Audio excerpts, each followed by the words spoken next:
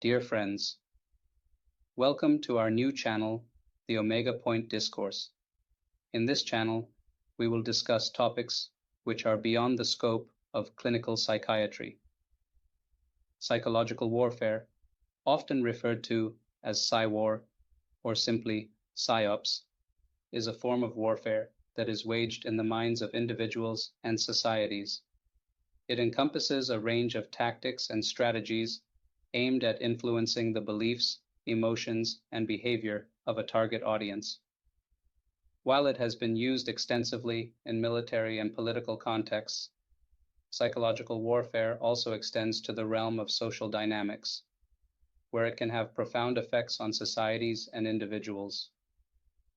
This video explores psychological warfare from a social perspective, focusing on its origins, techniques, and implications for modern society. The origins of psychological warfare can be traced back to ancient civilizations. Sun Tzu's The Art of War, written in the 5th century BC, contained strategies for psychological manipulation in military conflicts. In more recent history, psychological warfare played a crucial role in World War II and the Cold War, where propaganda, disinformation, and other tactics were used to influence public opinion. The term psychological warfare itself gained prominence during World War II as nations realized the power of propaganda and psychological tactics in shaping public perception. The role of media, mass communication, and psychological operations became central to both military and political strategies. There are various techniques of psychological warfare. One of them is propaganda. Propaganda is a core component of psychological warfare. It involves the dissemination of information, often biased or misleading, to shape public opinion.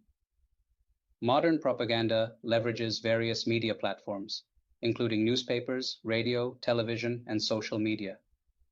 The use of images, slogans, and narratives can evoke emotional responses, influence perceptions, and rally support or opposition for a particular cause. In the Cold War era, the Soviet Union spread the false narrative that the US government created the AIDS virus as a biological weapon, which was intended to create discord and anti-American sentiment. The next technique is disinformation.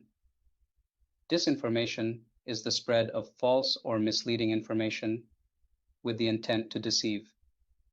For example, the Allies used deception tactics to mislead the Germans about the location of the D-Day landings. In Operation Bodyguard, they created fake armies, deployed dummy equipment, and spread false information to confuse the enemy.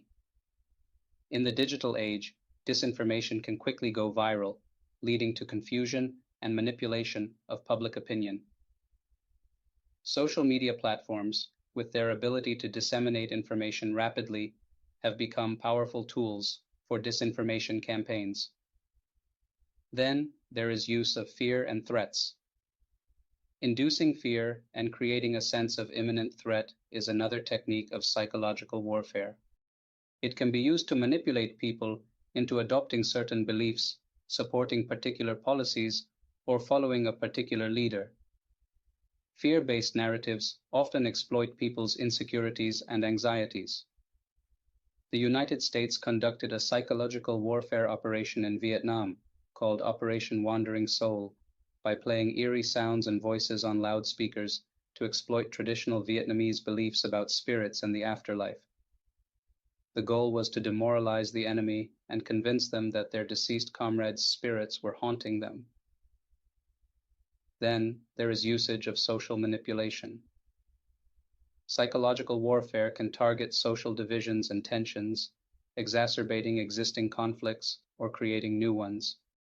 Tactics may include playing on racial, religious, political, or ideological divides to sow discord, mistrust, and hatred within a society. Next technique we are going to discuss is cognitive manipulation. Cognitive manipulation involves using psychological techniques to change people's beliefs and attitudes. This may include techniques such as cognitive dissonance reduction, framing, and priming, which influence how individuals perceive information and make decisions. Nazi Germany employed extensive propaganda under Joseph Goebbels to promote Hitler's ideologies, demonize people of a certain faith, and justify military actions. Now, let's talk about the implications of psychological warfare for modern society. The impact of psychological warfare on modern society is profound and far-reaching. It can shape political outcomes, influence elections, create social unrest, and alter public perceptions.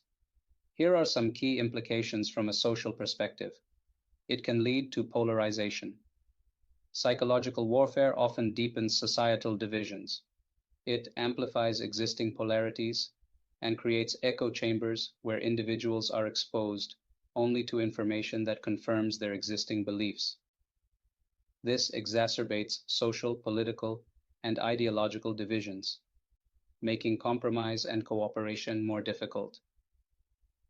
Then there is erosion of trust.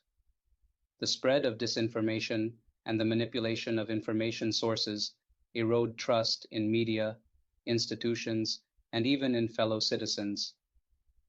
As trust breaks down, social cohesion weakens, and it becomes increasingly challenging to address common issues or crises.